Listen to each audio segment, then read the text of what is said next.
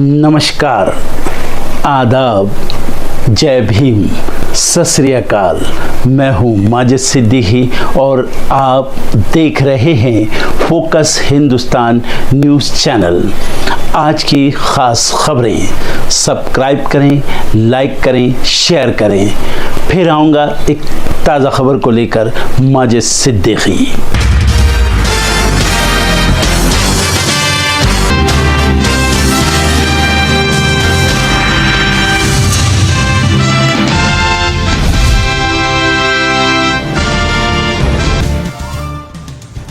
केंद्रीय मंत्री किरेन रिजिजू ने लोकसभा में पेश किया वक्फ संशोधन विधेयक। विपक्ष ने किया विरोध। कांग्रेस ने विधेयक की प्रति देर से मिलने का लगाया आरोप।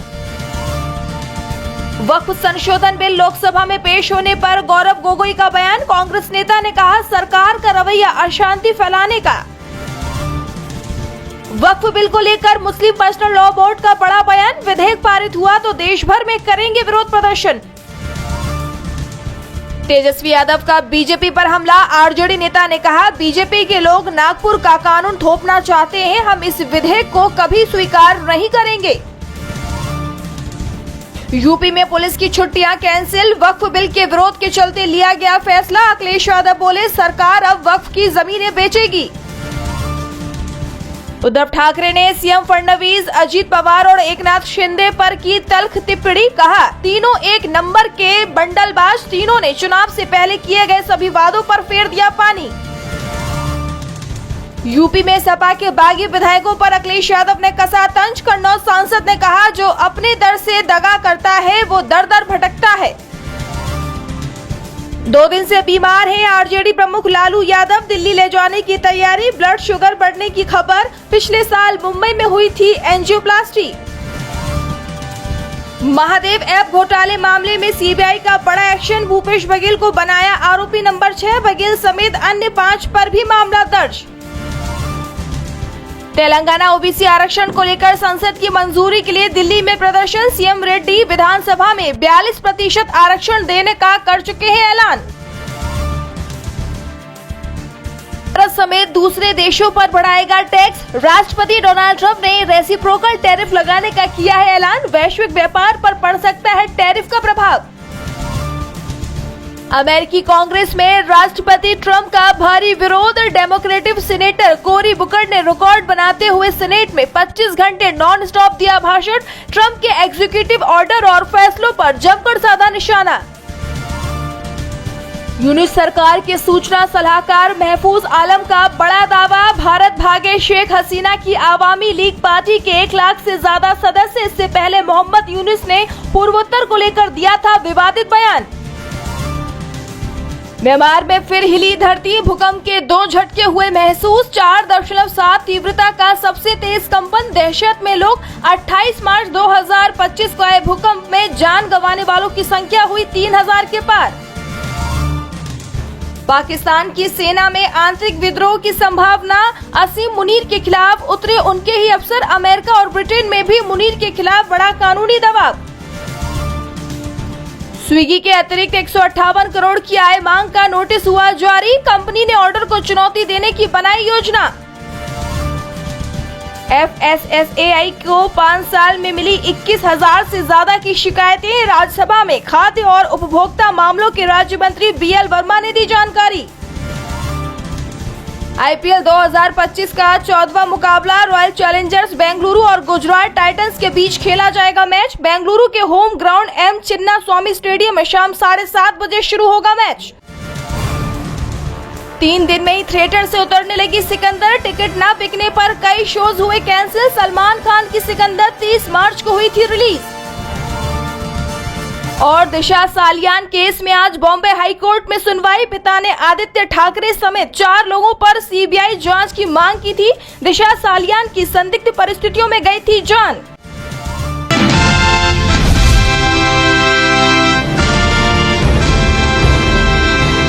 महाराष्ट्र के किसान ने सरकार के खिलाफ मोर्चा खोल दिया। वाशिम जिले में एक किसान ने सरकार की नीति के विरोध में एक अनोखा आंदोलन किया है। यहाँ के अडोली नामक गांव में रहने वाले किसान वाशिम के मेन मार्केट में पहुंचे।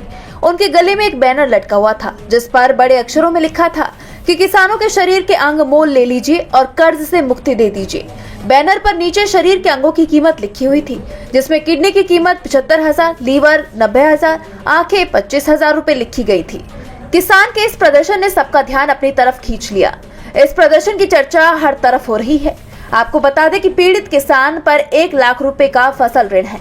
किसान ने मुख्यमंत्री देवेंद्र फडणवीस को जिला अधिकारी कार्यालय की तरफ से पत्र भी भेजा है, जिसमें उसने लिखा है कि चुनाव के पहले देवेंद्र फडणवीस ने कहा था कि उनकी सरकार आएगी तो किसानों का कर्ज माफ किया जाएगा, लेकिन उप मुख्यमंत्री अजीत पवार ने हाल ही में कहा कि कर्ज माफ नहीं होगा, किसान कर्ज का भुगतान करे।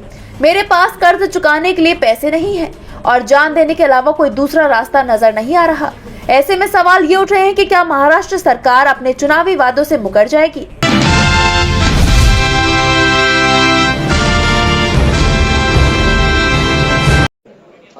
किस कौम को आप भ्रमित करना चाहते हैं?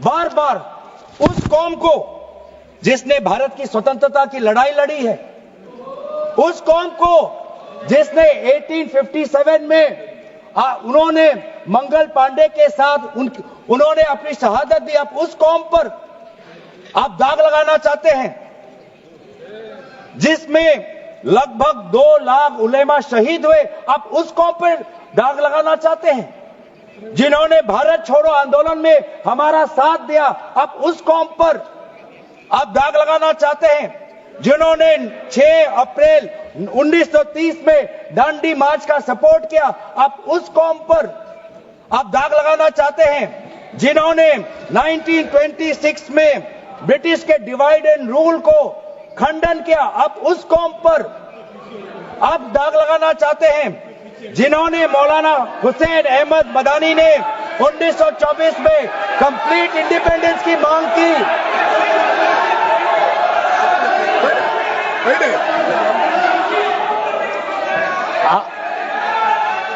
जब आप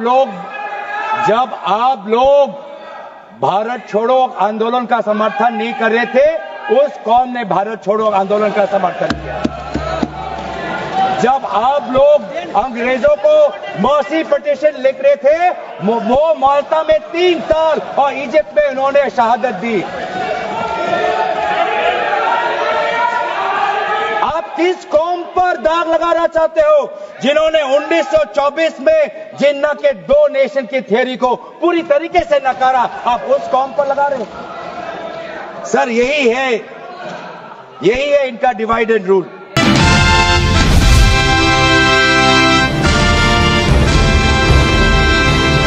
सीबीआई ने महादेव ऐप ऑनलाइन सट्टेबाजी घोटाले में बड़ी कार्रवाई करते हुए छत्तीसगढ़ के पूर्व सीएम भूपेश बघेल सहित 6 लोगों के खिलाफ एफआईआर दर्ज की है। बीते हफ्ते सीबीआई ने इस मामले में देश भर के 60 से ज्यादा जगहों पर छापेमारी की, जिसमें रायपुर, भोपाल, कोलकाता और दिल्ली जैसे शहर शामिल हैं। छापेमारी के दौरान राजनेताओं, वरिष्ठ नौकरशाहों, पुलिस अधिकारियों और महादेव बुक के प्रमुख पदाधिकारियों के ठिकानों से बड़ी मात्रा में डिजिटल और दस्तावेजी साक्ष्य जब्त किए गए। ऑनलाइन सट्टेबाजी प्लेटफॉर्म महादेव बुक रवि उप्पल और सौरभ चंद्राकर द्वारा संचालित किया जाता था, जो वर्तमान में दुबई में रह रहे हैं। जांच में पता चला कि इस नेटवर्क को सुचारू रूप से चलाने के लिए प्रमोटरों ने सार्वजनिक सेवकों को भारी प्रोटेक्शन मनी दी थी। इस घोटाले की शुरुआत छत्तीसगढ़ की आर्थिक अपराध अन्वेषण शाखा यानी ईओडब्ल्यू ने की थी, जिसके बाद मामला सीबीआई को सौंपा गया। ईओडब्ल्यू की प्राथमिकी में पहले से ही भूपेश बघेल का नाम था और अब सीबीआई ने उन्हें आरोपी नंबर 6 के रूप में शामिल किया है। छापेमारी में वित्तीय लेन देन से जुड़े अहम दस्तावेज बरामद हुए हैं, जो इस घोटाले के व्यापक नेटवर्क को उजागर कर सकते हैं। सीबीआई की जांच से सरकार और प्रशासन के कई बड़े नामों के सामने आने की संभावना है। इस मामले ने राजनीतिक और प्रशासनिक हलकों में हलचल मचा दी है। आने वाले दिनों में जांच के नतीजे और खुलासे इस घोटाले की गहराई को सामने ला सकते हैं।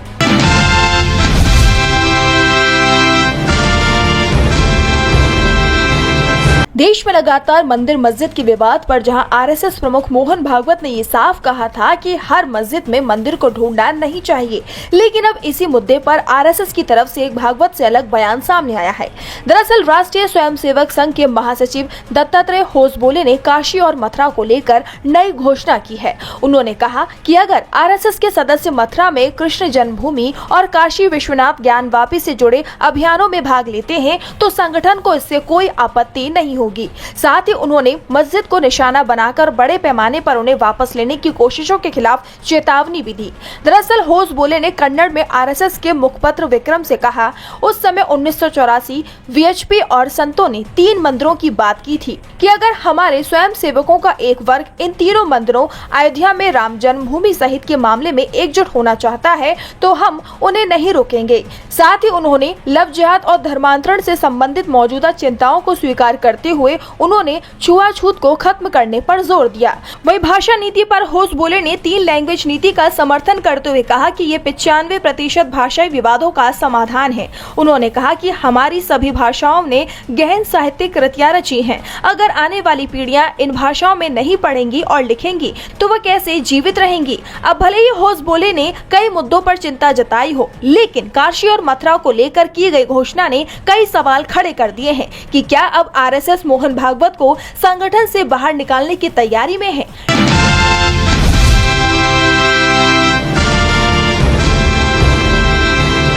एक सर्वे बता रहा है कि भारत में माइग्रेशन अब तेजी से हो रहा है। केवल पढ़ने या फिर अच्छी नौकरी के लिए लोग नहीं जा रहे, बल्कि सबसे अमीर क्लास के लोग भी भारत को छोड़ रहे हैं। अल्ट्रा हाई नेटवर्थ इंडिविजुअल्स में आता ये वर्ग कुछ खास देशों की तरफ रुख कर रहा है, जहां नागरिकता या लंबा वीजा आसान हो और टैक्स में भी छूट मिल सके। सबसे पहले बताते हैं कि माइग्रेशन को लेकर आया ये सर्वे कहता क्या है। दरअसल विदेश मंत्रालय का डेटा बताता है कि हर साल लाखों भारतीय माइग्रेट कर जाते हैं। इनमें एक छोटा हिस्सा अल्ट्रा वेल्दी यानी कि बेहद अमीर लोगों का है। सर्वे के मुताबिक हर 5 में से 1 शख्स माइग्रेट करने की भी सोच रहा है।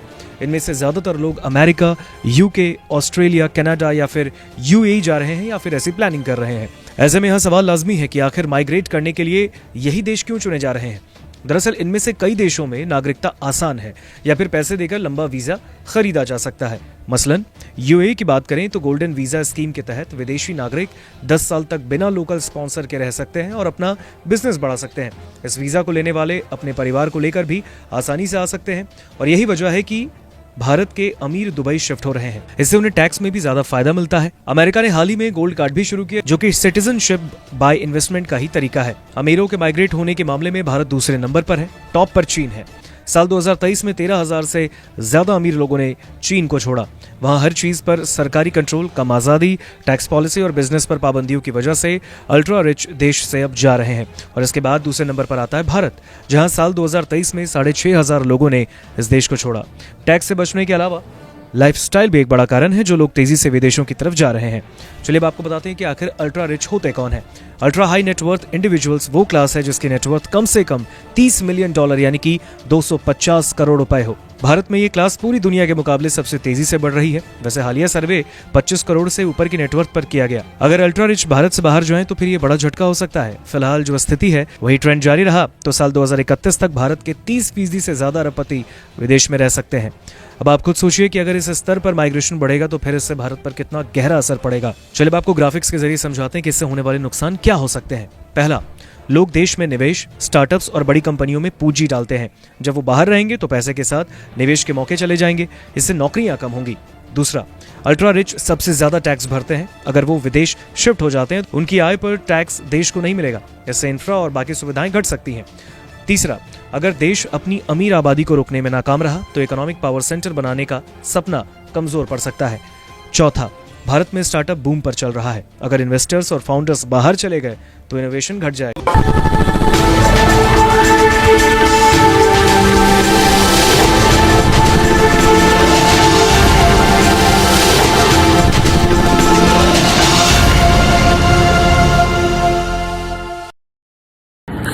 दोस्तों आज मैं आपको बताने वाला हूं कि अगर आपकी बॉडी में मैग्नीशियम की डेफिशिएंसी हो जाए तो आपको क्या क्या प्रॉब्लम हो सकती है। सबसे पहले इंसोमेनिया, नींद ना आना, स्लीपिंग डिसऑर्डर, इंसान सारी रात करवटें बदलता है, नींद नहीं आती, स्ट्रेस लेवल, एंजाइटी बढ़ जाती है इससे, क्योंकि कोर्टिसोल हार्मोन को रोकने में मदद करता है। और अगर आपकी बॉडी में मैग्नीशियम नहीं है तो कोर्टिसोल बढ़ जाता है जिसकी वजह से स्ट्रेस और एंजाइटी हो जाती है। मूड स्विंग्स, इंसान को पता नहीं चलता, उसके मूड स्विंग्स होते हैं, थोड़ी थोड़ी देर में गुस्सा आना, थोड़ी थोड़ी देर में चिड़चिड़ापन होना, क्योंकि ये सेरोटोनिन हार्मोन को बढ़ने में मदद करता है। अगर आपकी बॉडी में less magnesium is equal to less serotonin, और सेरोटोनिन हैप्पीनेस का हार्मोन है। अलावा इसके ये फटीग को भी कम करता था। अगर आपकी बॉडी में मिनरल डेफिशिएट है, अगर आपकी बॉडी में मैग्नीशियम नहीं है, तो आपको थकावट बहुत जल्दी फील होगी, जरा सा काम करती है आपकी बॉडी थक जाएगी। पुअर डाइजेस्टिव सिस्टम, ये डाइजेस्टिव सिस्टम को भी मैनेज करने में बड़ा शानदार रोल प्ले करता है, और अगर इसकी डेफिशिएंसी है तो कॉन्स्टिपेशन, डायरिया जैसी प्रॉब्लम हो जाती है। माइग्रेन बहुत खतरनाक प्रॉब्लम है। माइग्रेन अगर डेफिशिएट है आपकी बॉडी मैग्नीशियम से, तो आपको माइग्रेन की प्रॉब्लम भी हो सकती है। ब्लड प्रेशर, अगर आपकी बॉडी में मैग्नीशियम कम है तो आपको ब्लड प्रेशर की प्रॉब्लम हो सकती है। इरेगुलर हार्ट बीट, ये हार्ट बीट का बढ़ जाना, कम हो जाना, बढ़ जाना, कम हो जाना, मैग्नीशियम डेफिशिएट होने की निशानी है। ऑस्टियोपोरोसिस, बोन हेल्थ वीक हो जाती है, क्योंकि आपकी बॉडी का 60% जो मैग्नीशियम है वो आपकी बोन्स के अंदर होता है। अगर आप बाहर से मैग्नीशियम नहीं ले रहे हैं तो आपकी बॉडी जो है वो हड्डियों में से लेना शुरू कर देती है, जिसकी वजह से ऑस्टियोपोरोसिस की प्रॉब्लम भी हो सकती है, आपकी हड्डियां कमजोर हो जाती हैं। और मसल क्रैम्पिंग, मसल क्रैम्प, नस पे नस का चढ़ जाना, मसल्स पे अकड़ जाना, बिल्कुल चलना मुश्किल हो जाता है। तो मसल क्रैम्पिंग भी तभी होती है जब आपकी बॉडी में मैग्नीशियम की डेफिशिएंसी हो। और दोस्त, हमारे यहाँ 90% से ज्यादा लोग मैग्नीशियम डेफिशिएंसी के शिकार हैं। कहां से मिलेगा मैग्नीशियम, कितनी मात्रा में लें, किस क्वालिटी का लें? तो उसका जवाब है वेस्टीज प्राइम CMD। इसके अंदर आपको भरपूर मात्रा में मैग्नीशियम मिलेगा, आपकी सारी प्रॉब्लम सॉल्व हो जाएगी। Thank you so much. दर्शकों, देख लिया आपने हमारे वीडियो को। हमें खुशी होगी कि आपने हमारे न्यूज़ को लाइक किया और दूसरों को शेयर किया। अगर अभी तक हमारे चैनल फोकस हिंदुस्तान को सब्सक्राइब नहीं किया है तो तुरंत सब्सक्राइब करें, कमेंट करें और बेल आइकॉन को प्रेस करें। हम हाजिर हैं खबर के लिए।